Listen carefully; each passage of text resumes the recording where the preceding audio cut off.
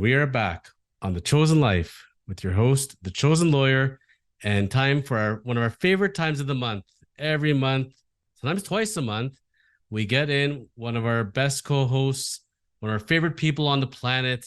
He is the money man of Rain Finance, Mr. Zachary Rain. You certainly know how to welcome a guy. Thank you for having me on again. And this is a highlight of my month too, or sometimes twice a month, being on this podcast, getting an opportunity to speak with you. Oh, we are magical episode number 79. Now, Ooh. Zachary Rain, you want to know how small of a world it is? Wow. So this is my second taping of the day. I was interviewed on another show earlier today. So I show up for the interview, I'm all excited. I tell them, where do I go for wardrobe? Where's the makeup people? They're like, yeah, we got a stand-up mirror in the room. I showed up. They're like, no, sorry, we took out the mirror. So didn't quite work out the way. But as I'm sitting down with the host, we're talking a little bit, and I'm telling this host, I'm getting ready because I got a big taping later on this afternoon. No offense. And they're like, oh, who are you taping? And I'm like, oh, guy Zachary Rain. She looks at me. She's like, you know Zach Rain? I'm like, I do. And she's like, oh my God, I love Zach. Zach's the best. Zach, I can't walk the streets of Thornhill without you coming up. Jeez. It's hopefully part of the brand I'm building too, and the honesty and genuine nature of myself. But that's pretty awesome. Does a last name Quinn ring a bell? You're kidding, Do I look like I'm kidding? Diana. Diana. How come you were doing an interview with her? So Diana and I go way, way back. And Diana over at TFN Realty was having me over for a little soiree. I give seminars there once a month talking about real estate. And today we came onto their podcast and talked about real estate and life, the upcoming book. It was a ton of fun. But before we started, it was all about Zachary Rain. So she loves you, your family. Apparently, you and your family are a bit into the hockey community, we've heard. Yeah, no, she's honestly so lovely. So the story is that my father and my brother and I, we coach, well, my older brother as well, but he recently got married and decided to focus on other priorities in life. But my younger brother and I and my dad, we coach hockey. We've been coaching hockey for, I don't know, I've been coaching with my dad since I was 16. So we've been coaching almost 11 years now together, which is wild. We've coached youth competitive hockey, mainly. If you know anything about youth competitive hockey, there's double A, triple A, single A, select, a whole range of different compete levels. And we've coached kids from, I don't know, 7 years old all the way up to 18 years old, just before their hockey career, let's just say, is done. Their competitive hockey career, at least. And so, it's part of giving back to the community and just staying involved in the game, and just being with my father, my brother. We try to coach a team every year, and it just so happens that this year we're coaching Diana's son, who lovely, and they're a lovely family as well. I can't say enough good things about her kids. So it's been just a great experience getting to know her, and then the team as well. My family and I, we've made a dent in the youth hockey community, thankfully, hopefully for good reasons. But Diana is now our team manager, and she is as professional as it gets. She hit the ground running. She is like a well-oiled machine, and it's been really nice getting to know her and work with her as well. Anybody that gets to spend any amount of time on this earth with Diana Quinn is a very, very, very lucky person. So I agree. Thumbs up for Diana Quinn. We will talk more about hockey soon. I mean, one of your proteges, Connor Bedard, went first overall. You must be very proud of him. You did coach him originally, right? Yeah, no, I coached him from a very young age. He's honestly such a lovely kid. Work ethic that is through the roof. I want to compare him to a McDavid and a Crosby and a Gretzky like nature. Unfortunately, I didn't have the opportunity to coach those individuals, but Bedard, he's going to do really big things because he won't let anything else happen. He won't fall short of whatever calls on him to be the best player he can be. So I'm very excited for him. I'm pretty sure he's going to go first overall. I don't think there's much of a debate with that. Really deserving kid. Well, I was reading on an article which caught my attention. I did this on purpose. They said that McDavid has signed long-term deal, not going anywhere, and it's not a hockey signing. Mr. McDavid is now engaged. Huh. So when Mr. McDavid one day, if he does have children, Mr. McDavid, if you want to have your children learn hockey the right way, send them over to Zachary Rain. Not just the finance man, but he is the hockey man. Well, you know what? I appreciate that. I'd be honored to coach Connor's kids. One thing I always focus on any of those parents out there, those young hockey coaches, most important thing, make your athletes good people first, right? The game, to me, is just a mechanism to try and create good people, people who, understand motivation, understand what it means to be part of a team, understands a common goal. Obviously there's a skill aspect to it and trying to win. And, there's that part of the game, which will always be there. But for any athlete, whether it's hockey, baseball, soccer, who knows, whatever's out there, football, coach kids to be better kids. The rest is just gravy. So that's what I believe. Google the word mensch. I think in English it's Mentsch or some variation of that. I believe it comes from Yiddish, German, but search up that word and that's what you want your kids to become. So we may get to some hockey talk a little bit at the end because, that's how we roll. But in today's episode, the main focus point, Zachary Rain of Rain Finance, goes like this. I know that you have a wealth of knowledge when it comes to insurance. Okay. Yes. We've touched upon this in previous episodes, but I really want to dig down today because there's a giant misconception that insurance is simply a thing there that I need to get in case something goes wrong one day. So, I buy insurance for my car and I buy insurance for my life and I buy insurance for my house. And with my house, I buy property insurance, I buy title insurance, I buy dental insurance, I have pet insurance. I have insurances up the yin yang, if you have any kind of life, if you made it in life, you got a lot of keys and you got a lot of insurance. But the misconception is, Zachary Rain of Rain Finance, is that I'm getting insurance in case something goes wrong, and otherwise I'm never going to use it. It's of no value to me whatsoever. But I like to read about smart people and successful people. I like to read about people that do a lot of good things in their life and do well so I can figure out how to do well myself. I want that to inspire me. These very, very smart people that made lots of money and keep their money and grow their money, they just don't go to a bank to put the money into their bank accounts. They don't just put the money in bonds and GICs and stocks and real estate. They do a bunch of stuff. But these smart people seem to find a way to take insurance and use insurance for investing to protect themselves and make money. So Zachary Rain of Rain Finance, how do we go about using insurance for investment purposes?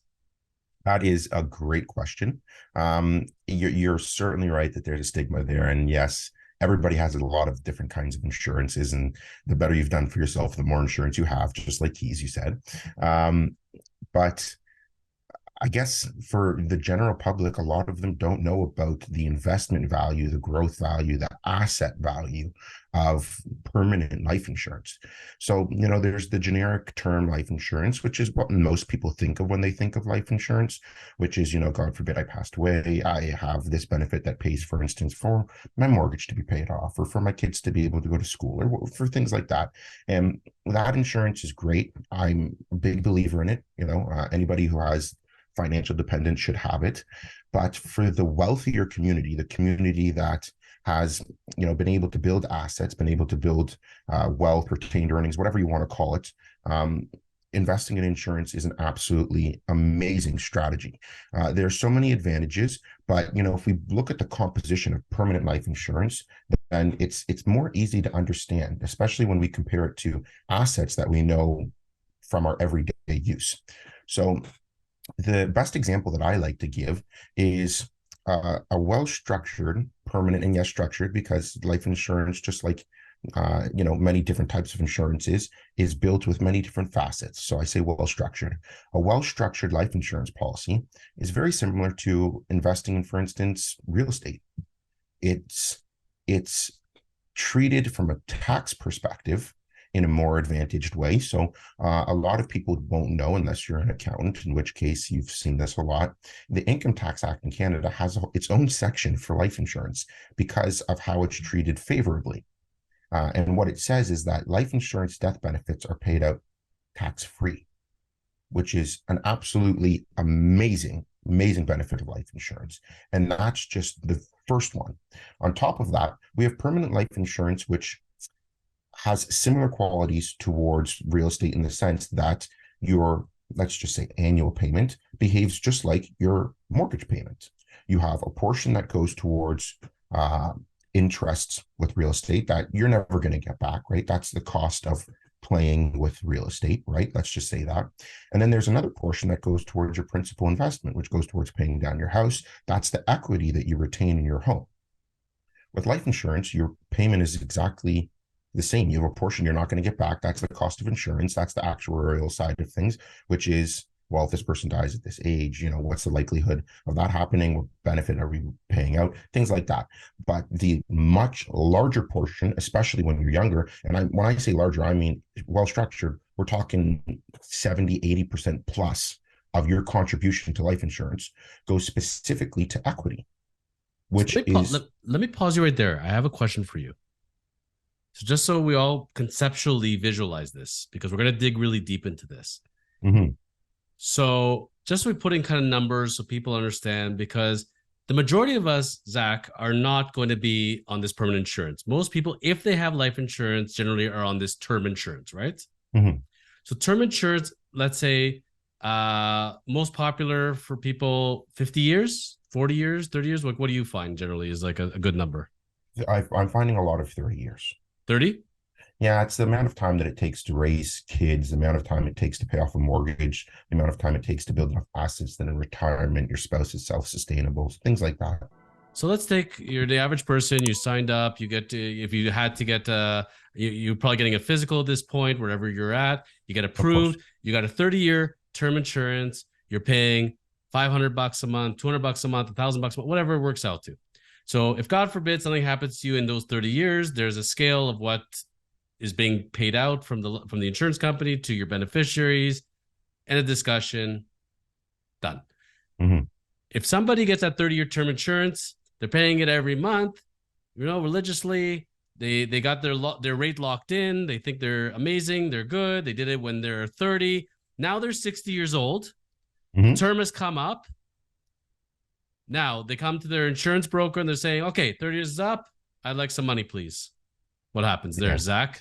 I wish that was the case. So with insurance, it's always the lottery you don't want to win, right? So car insurance, you don't want to get in an accident. Home insurance, you don't want anything to happen to your house or to burn down, anything like that. No different with life insurance from the temporary side of things, the term, right? You don't want that term insurance to kick in because it means you most likely died prematurely, which we don't want. So, the best case scenario is at the end of those 30 years, I look at you and say, congratulations, the insurance has served its purpose. We've hit all of our other goals, part of the financial plan, and you're not getting a dollar back from the term insurance. Whoa, Zach, you just blew my mind. So I've been paying every month religiously for 30 years, okay? So I've made 400 payments, whatever the math is, and I've come to it, and I'm not seeing a dollar of it. It's gone? No, it's gone. It's gone. It's gone. So now, at this point, I'm now 60. So I was 30. I set it up for 30 years. It's now I'm 60 years old. Can I just say, hey, you know what? Let's just renew it. Let's keep it going at the same rate and everything. Is that how it works, Zach? That's a beautiful question. You're right on the nose. So the goal with a lot of financial planners, people who practice financial planning, is to do an annual or even, more often review of insurance. When I come across somebody who's had insurance, for instance, let's say 25 years, their kids have now, moved up and out. So that need really gone. Their mortgage is paid off, if not already in the very, very low areas. So that that need is up and gone. So what do we need now? We now need permanent insurance, permanent life insurance for permanent needs. What's going to happen to all of us? It's a guarantee in life. Unfortunately, we all die at some point. Now, when we do we want to leave our families in a better state than we were before? Or do we want to leave them in a state of shambles? Do we want people who we love most dearly to have to worry about to have to worry about money in a time when they're mourning us? No. So what we do is we convert a portion, if not all of the term life insurance they've had into permanent life insurance so that we're at least retaining some value moving forward. That permanent life insurance, it's a guaranteed payout. It's permanent in its most true sense, right? It's guaranteed. But if I finished off my 30-year term, so I did my time, I made it to the end. At the point that we're now zero time left, is there anything to convert at that point, or am I setting up a whole new possible term and a whole possible permanent? How does that work? So with zero time left, what you can do potentially, which, every insurance company is different, you could potentially renew your term life insurance if the option is available. Not every insurance company has that option. Mm-hmm. And what that means is no medical underwriting. We don't need to worry about if, God forbid, you're sick, you've gotten diabetes or heart issues, whatever it may be over the time of having that insurance. You can renew it to another term life insurance policy, which will cover you for whatever the insurance company is willing to offer. Okay. Or you can go through the underwriting process again, which at the age of 60, 65, is not as easy as it definitely was when you were 30 or 35. But it's definitely an option. With that, you can apply for term insurance. You can apply for permanent insurance. My preference would be to convert to permanent insurance, but on, I don't know, let's say day 350. Whatever it may be, payment 300, so I should say payment 350. So we're at a point where we know what the trajectory of everything's going. We know where we're looking, and we're being proactive about it. And we're saying, okay, we've got our locked in low rates, like you said, for the 30 years. We've known that year, 27 and a half, while all of these things have happened in life, and our need for life insurance, term life insurance, is slowly dissipated. So let's look at permanent insurance. We know we're all going to get there at some point. So we can convert that option with no medical underwriting. It's so much ease from the client end side of things, from the insured side of things, where for me, sure, there's paperwork, but that's my job. For you, there's nothing. All you have to do is review what permanent insurance you want, to have that discussion of what you need moving forward. And Bob's your uncle, we're done. So Zachary Rain of Rain Finance. I am now 30 and I bought my term insurance of 30 years. I am now in year 10. So I'm 40 years old in this scenario, right? I got 20 years to go. Would I be a smart man to contact you at that point when there's a lot of time left and try to get on the permanent insurance bandwagon ASAP? Can I do that? ASAP. If you have disposable income, so the way I see it with people, right?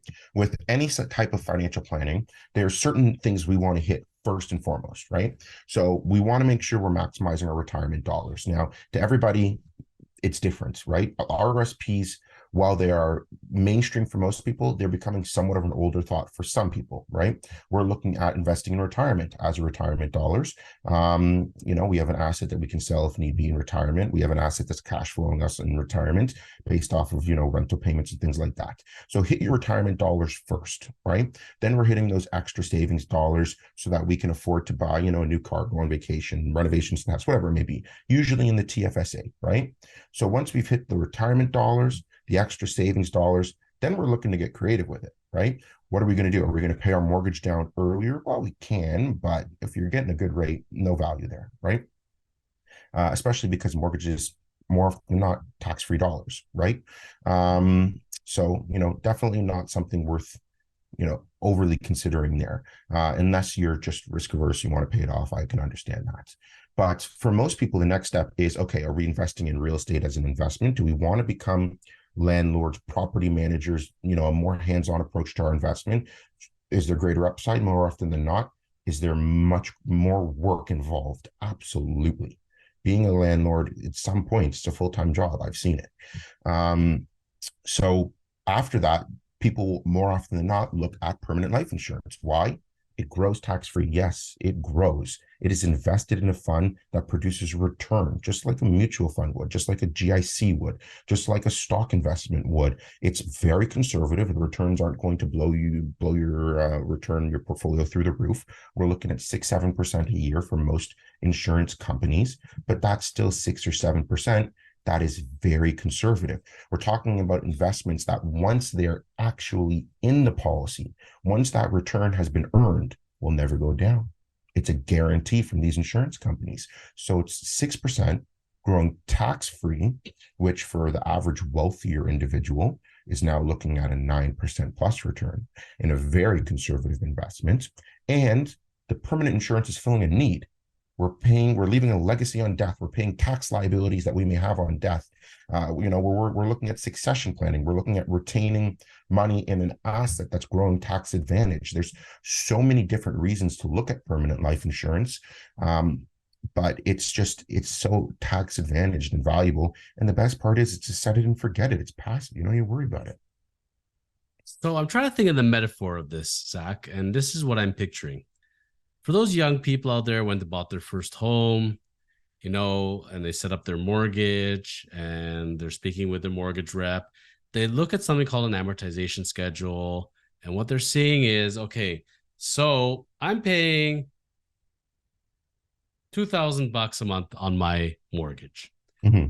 And so from that money, if I'm lucky, let's say 800 of it is going towards interest and 1,200 is going towards principal. Mm-hmm.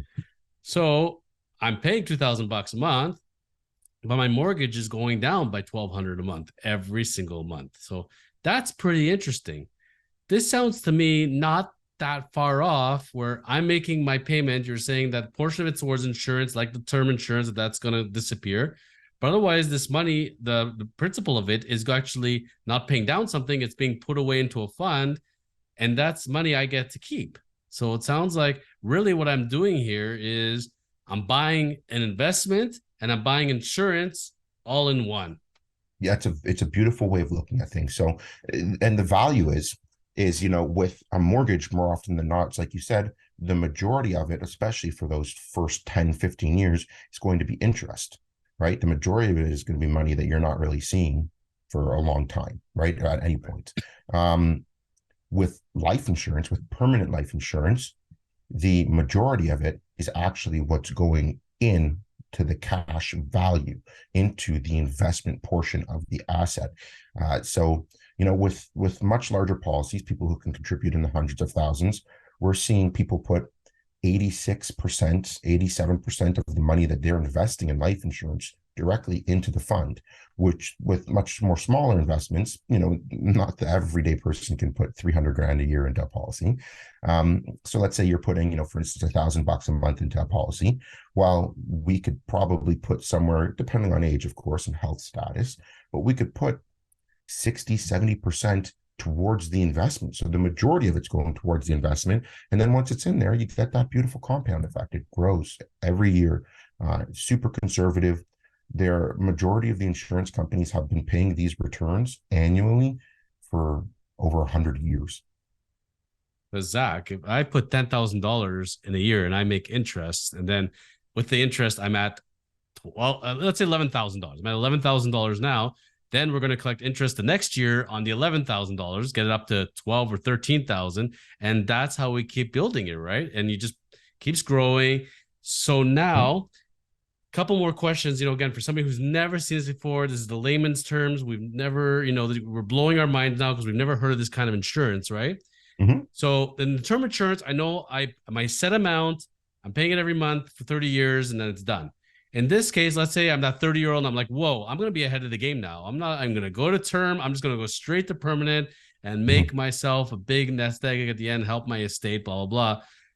How do I know how to make amount of the payments to calculate that? Can I up that at any point when my situation changes? And do I pay this for the rest of my life, or is it up to a certain point? How does that work?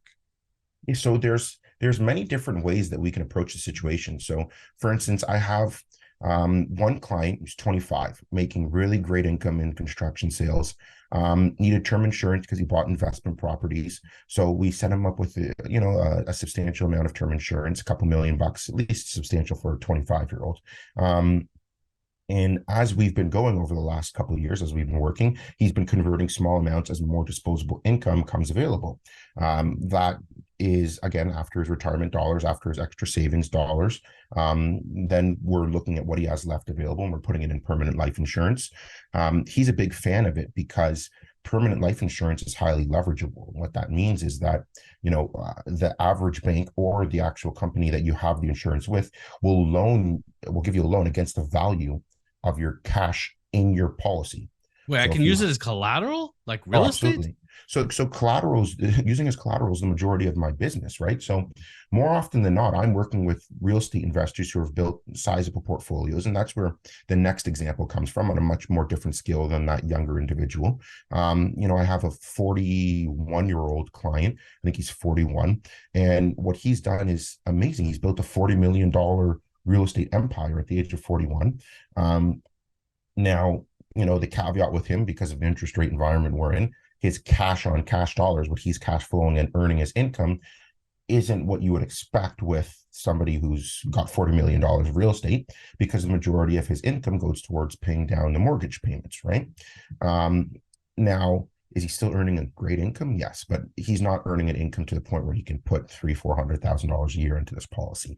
So what we did with him is we did two portions, right? We have a small portion every single month or year that he puts towards his permanent life insurance. And we got him a whole whack of term insurance.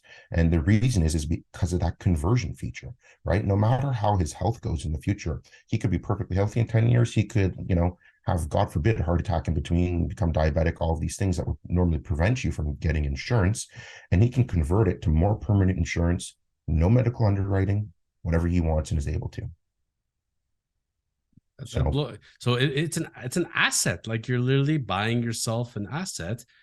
Now, this 30-year-old, if they start permanent now, do they pay it for the rest of their lives? Does it come to a point that they turn 60, 70, or 80 and they're like, okay, so I'm done paying this thing and it's just going to sit here now as an asset? How does that work? No, that's a great question. So we have options, and it depends on the investor. So I'll have two separate clients, right? Let's say we have the real estate investor, and the real estate investor, while their cash flow, their rental income, theoretically should never go away, right? People are always going to need a place to rent, and as long as the population is growing, they're going to need a place to live. Well, he's got a place to live, she's got a place to live, they've got a place to live. So we keep putting money in towards their rental income. They can keep putting money towards life insurance, theoretically, until they die, right? Now, when you build it with me and you're building it properly, we have what we call fail safes. So if they said to me, for instance, in Zachary, and you're 15, I don't want to pay into this thing anymore. I want to dedicate my money towards something else. Maybe I want to give it to my kids so they can start using it in my lifetime. Again, it just happened to me last week. It's a great idea. I'm all for it. No problem. Your life insurance policy is paid off. It's going to become self-supporting. We've built that fail-safe in for our clients so that they know that they have options. They have flexibility. Another option, for instance, is for that client that just reached out to me who owns a contracting business. Older gentleman in his early 60s, has earned substantial income in his life. He's got just shy of $2 million sitting in his corporation that he wants to dedicate towards this. Well, here's what we're going to do, sir. We're going to put $200,000 a year every year into this thing for 10 years, and then you're done.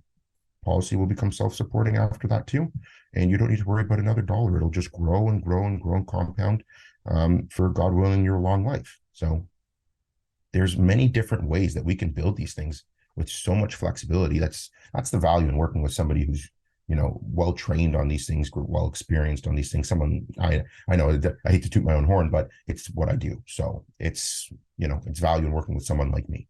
Oh, you're the money man for a reason. Now, is there a minimum age a person can start? A minimum age they should start? Is there a minimum income or amount of money they should have? Like people saying, okay, I'm at my first job, I make minimum wage, I got some expenses, I got to pay rent, car payments. Maybe this kind of thing isn't for me. Zach, when should people start this thing? You should start this thing, I want to say, as early as possible, if possible, and when there's a reason or a need available. So, with the real estate investors, it's easy. If God forbid they passed away, there's massive tax liabilities that their family, the people who inherit their estate would have to pay, right? You earned growth on an asset. That's great. Government's going to come get their check. They're going to get what's due to them no matter what. So better prepare for it with money that's not yours. Use life insurance, right?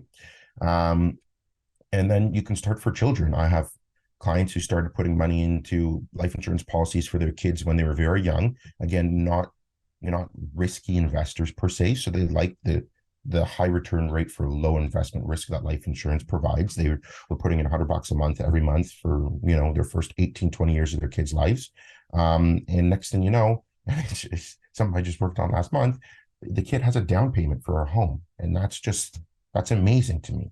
So, there's tons of value. You can start it at any point. You can start it from day one the kid is born. You could start doing it at your ripe age of 35, let's say, or you can even do it even in your 60s, like I just did for this other gentleman.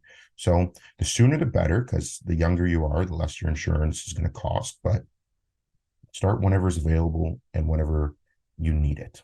Oh, so you can start before 18. Interesting, interesting. Now, if I use that money for you're saying as a down payment on a house, is that money that I need to pay it back at some point to my fund? Should I be paying it back? You're saying it's tax free, but then is it just gone, or can I pay it back in a certain amount of time and get that tax free status still? How does that work? That's a great question. So there's different ways you can access this money. Okay. So you can access it as a loan. I said, the one time you can access it as a loan from the insurance company. There'll be tax consequences. Why? Because, well, you've had an asset grow tax free for 20 years. So if it grows within the policy tax free, the government's going to want what's theirs. Now, if you pay that back, well, then you get that money back from the government. It's not as simple as that, but in simplest form, that's exactly how it works. You can, if you have substantial money in there, you can go to a bank, to a third-party lender.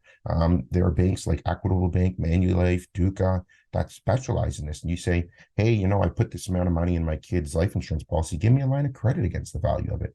They'll give you a line of credit. That way, the policy is less affected. There's no tax consequences. And sure, do you have to pay it back? Yes. And then finally, to answer your question, do you want to pay it back? Yes, the value of the investment hasn't changed. The value for your need for life insurance hasn't changed. So why wouldn't you want to pay it back? It's something that you're paying back and earning your income on it again. So there's an infinite banking concept. It is very popular. It's something I talk about every single day, multiple times a day to clients. And the theory is that if you, for instance, get a policy with Sun Life, let's say, right? And you borrow money from your policy and you get the loan from Sun Life, well, the interest you're paying back is into the fund that you're invested in with Sun Life. So that's where the be your own banker concept comes in. And it's very, very popular in the US. Naturally, like most things in the US, it comes a few years later to Canada and grows in popularity here like it is. And that's how you're being your own banker. You're paying interest to a fund that you're earning money from. So it's a very popular concept, but again, it's for people who can afford it. Not everybody can afford to put that $500,000-600,000 a month into a policy. But if you can, man, oh man, there's so many great advantages to it. There's the wealth side of things, of course, and then there's the value of life insurance, which is, God forbid you die early, but one day we're all going to, and you're leaving the people who are living after you with just a great benefit, a great legacy. So there's lots of great reasons. I think it comes down to the simple art of investing, whether it's into a permanent life insurance, if it's real estate, in the stock market. Even if you don't have that giant income, if you don't have a lot of savings, start as soon as you can. Even if it's small amounts, get used to it, Absolutely. learn it. And those little bit amounts can grow and grow and grow and grow and grow over time for sure. I was thinking about today's episode and everything as I went and bought some lobster, and I'm going to learn to cook lobster for the first time today. So trying to get inspired in this idea of permanent life insurance and living the life. So I'll let you know how that goes. So Zach, people can contact you at Rain Finance. We have the contact information, obviously, as far as to discuss life insurance and this whole idea of investing through permanent insurance. I think it's absolutely fascinating. So thank you for sharing the wisdoms on that. Absolutely. Thank you. It's my pleasure. If I could leave people with 3 thoughts on it, the 3 thoughts would be: 1, if you can't afford the permanent life insurance to start, get the term. Term life insurance is cheap, cheap, cheap. And then what you've done is you've guaranteed your ability to buy permanent life insurance in the future, as long as it's got that convertibility feature, which the majority of the big insurance companies have. So that's one thought. The second thought is there's tax advantages that you're not going to experience very much anywhere other investment in Canada. It is considered one of the most tax efficient investments in Canada for the investment portion of the life insurance. And the third thing is, if you own a corporation, then the value of this life insurance has just grown so exponentially. If you've got corporate income, corporate retained earnings, call me, because it's going to blow your mind what you're able to do with these life insurance dollars. People are lining up at their phones as we speak, and emails and social media. And Zach, you're really, really popular on social media, on LinkedIn, on Instagram. You put up great videos, great little nuggets of information, and I've learned a lot from you over the years. So I really appreciate the wisdom. No, thank you. It's my pleasure. It's the value that we want to offer to people. Financial knowledge is not often spoken about enough. So if I can give people tidbits of wisdom to, give them more confidence, give them a call to action, whatever it may be, to just take control of their financial future, especially in a difficult environment. And that's what we want to do. Now, before we end today's episode, we're not going to let you off that easy, because there's two things we usually talk about. We talk about money, insurance, and we talk about a little sport called hockey. Oh, I love it. We started with hockey. We're going to end with hockey. Usually Zach gets the agenda ahead of time. Today he is not, because I got 3 quick questions that have come up from our viewers, and we want to get Zach's take. So we're going to call the segment called Zach's Take. So Zach, all right. Item number 1. You ready? Yes. Let's do this. Number 1, why did the Bruins trade Taylor Hall? Ooh, great question. Taylor Hall, the trade was really just a cap dump. Really, really great player, was better than he is today, naturally, as you progress in your career. Not necessarily thinking they're seeing value for the price point that he's at. Third liners don't usually get paid in the same, pay group that he's at. So, given that the cap hasn't really increased much, we're in a tighter area. They want to get value for Taylor Hall. And they also, want to free up some room for somebody who can contribute equally at a much, much cheaper cap. Bertuzzi. Yeah, I really like Bertuzzi. I'm pretty sure that's where I think it's going to. Yeah. But if they're not able to sign Bertuzzi, and they created this cap space, did they kind of shoot themselves in the foot by not keeping Hall? Or do you think for those dollars to be able to allocate it elsewhere? It's an interesting thing, because with Patrice Bergeron and David Krejci, you're getting 2 guys who can both very well compete in this league, no problem, but 2 guys who maybe just don't want to anymore. And then with that, you lose your 1-2 center punch. So they're either going to have freed up all this cap space to go after much better centermen, or centermen who can replace them, I should say, per se. Or you freed up the cap space to get a much deeper, defense forward group, if those 2 decide to stay, which they'll inevitably stay at cheap cap hits too. Interesting. Now, do you see from here, is Taylor Hall going to stay and mentor Connor Bedard, or will he be on his way into another team and this is going to be a flip deal? What do you see happening? What's your prediction? I see him staying. I actually, when I saw the move, I thought, that's kind of an interesting take, because Taylor Hall doesn't have too far of a different skill set than Connor Bedard. Both can rip the puck, both great skaters, both lots of skill, meaning they can dangle themselves out of a phone booth. So it was interesting. And then, Taylor Hall also, won multiple trophies in the league for, outstanding achievements. So I think it's kind of a mentorship take, which I don't hate the move, especially for a Chicago team, which, they're barely under the cap right now. So they can use the extra cap space, and they can use somebody to mentor who is supposed to be, especially since I coached him, one of the perennial superstars this league's ever seen. Pretty sure if Vegas needs to make some room, because Mr. Robin Lehner is going to continue his career. There's rumors that he's not going to come back and they're just going to keep him on the IR. But otherwise, if he is going to be healthy and coming back, there's not going to be room in the inn. Give us your $5 million goalies. Sure, we got lots of space for them. You could team up with Mrazek, right? Oh God, and you give him Matt Murray too. So, question number two. Mhm. How do we like the new Leafs GM? So I was just watching a press conference while I was getting some work done. Love the background noise while I'm doing some admin stuff. And he's funny, man. Like listening to him talk to the media, they ask him, what's the progressions on Nylander and Matthews contract negotiations? Oh, they're progressing. Well, thanks, Brad. What do you think the priority is with getting a new assistant coach? What do you mean? I'm negotiating with Austin Matthews and William Nylander right now. Well, you can't tell us anything about that. No, but that's what's going on right now. Okay, that's great. What do you want to do with your defensive core? I can't focus on that. I'm negotiating with Austin Matthews and William Nylander's camps. So he's very funny. I think that just natural business acumen, how can't he with who his father is? Really great experience that he's had with Calgary. Everybody knows of the Huberdeau Kachuk trade and Uyghur. So they know that he's not afraid to make a splash if need be. I think that the style of team that he's built is also going to work favorably for Sheldon Keefe's coaching and for what the Leafs are going to need in order to succeed in the playoffs, make deep runs. Correct me if I'm wrong, Zach, as a layman hockey fan at best, So the Stanley Cup final was Vegas and Florida, right? Yes. And we can say that Matthew Tkachuk had a lot to do with Florida as far as the ignition and everything else. Of course. Who traded Matthew Tkachuk? You said it was Brad Treliving, yeah. Right. So this is the GM that trades away the spark plug that inspires the team to go to the Stanley Cup final, not the GM that acquired Matthew Tkachuk.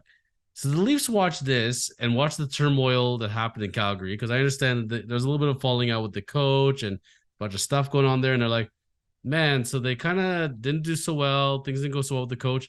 That's who we need right there. Like, what is the reasoning when you don't have such a successful season, you lose your top player? How do you say, I want the guy in charge of the Titanic? Sorry, the pun, but no, that's funny. I know, especially right now. So I don't think the Calgary trade of Tkachuk was as simple as it seems. Tkachuk, don't forget, he asked for a trade. He said he's not re-signing. So, you got a guy with 1 year left on his contract who you can keep him, and then at the end of the year, you'll get nothing from him. I don't think Calgary thought they were in contention to win the Stanley Cup anymore. Gaudreau just decided that he's out, who was their, all-star player as well. So I think what he did is get the best bargain for his dollar. Now, never been a fan of Huberdeau. My brothers and I used to go back and forth on that. I just don't think he was that great. I think he was the benefactor of some star players on Florida Panthers, which has proven to be true, at least for now. But again, they got a player who put up 100 points, 100 plus points that year before, that prior year, right? Mackenzie Weegar, who I think was the other part of the trade. I've always liked him. Really, really good defenseman. So not upset about that.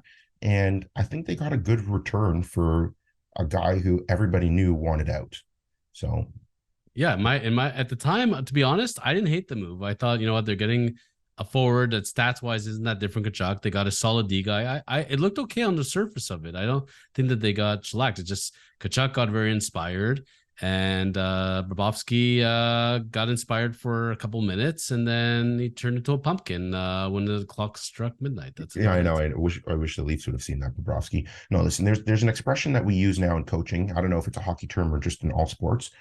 It's called driving the bus, right? So on each team, there's a player that drives the bus, meaning that they're going to push everything forward, right? For instance, on the Leafs, the player that drives the bus is Austin Matthews. If Austin Matthews isn't going 100% of the time, Leafs aren't going to go. Doesn't matter how well Mitch Marner plays or William Nylander or, Ilya Samsonov or Morgan Riley played, right? And again, Riley was outstanding in the playoffs. Doesn't matter how well they play because Matthews drives the bus. Matthew Tkachuk, he drives the bus. If he is going on all cylinders, the whole team is going to want to go. He's just that electric player.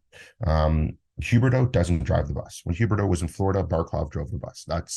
Everybody knows it. You watch the Panthers play, Barkov drove the bus. So there was no question about that.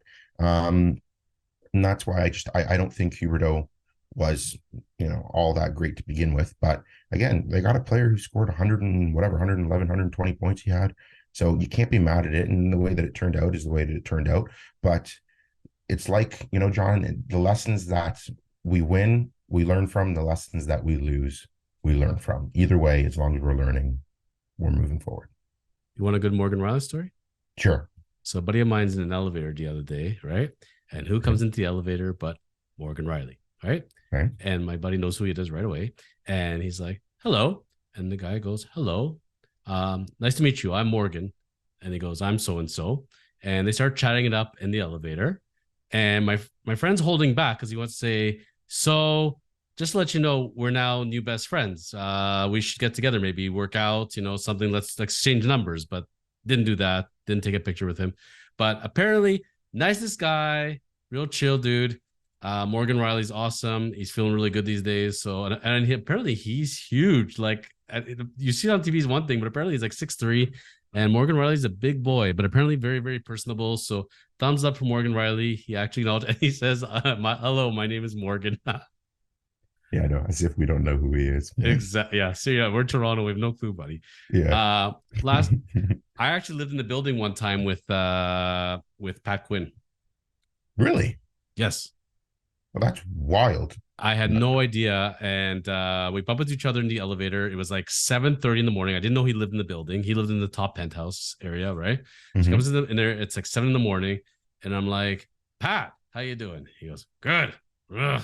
Right? He has a giant thermos of coffee and a cigar at 7 in the morning. Like, that's his breakfast, right? And we live like right near the arena. So I said, oh, so you walking over to the arena? He's like, walk. I think he ended up having a heart attack. So maybe the cigars for breakfast and those walks. But small world in the city of Toronto. Last question for you, Zachary Rain. And we'll make this one a quickie as we finish off today. NHL awards were announced. Any surprises? No. I think everybody pretty much got what they deserved. Really love seeing the Stouter family up there with Connor McDavid. Really love what him and Paul Bissonnette, was known as Biz Nasty throughout social medias, are doing for the charity, for the family. Everybody got what they deserve. Carlson got the Norris. Unreal year. McDavid, there's nobody better than him right now, and it's whether you want to say it or not, it just is what it is. So happy for the two of them. Otherwise, yeah, rookie of the year, Matty Beniers, unreal year. Good for him. I think if you want your son to be a first-round draft pick and do well in the NHL, the name Connor is a really, really, really good guy. Seriously, I know, right? But yeah, it's going to be the most popular baby name in 2023. Absolutely. From Sault Ste. Marie up to wherever, it's all going to be Connors from now on.